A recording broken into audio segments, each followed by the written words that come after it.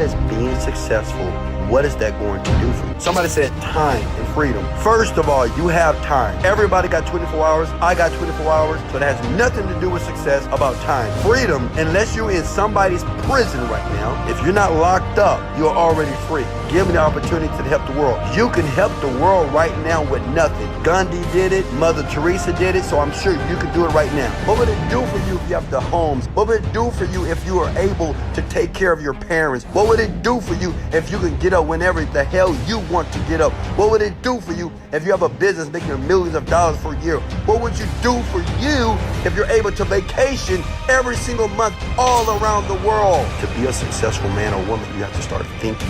You have to ask yourself, well, if I want to be successful, what would that do for me once I am successful? And this kind of gauges you so it would confirm if you're truly going to be a very successful man or woman in the future.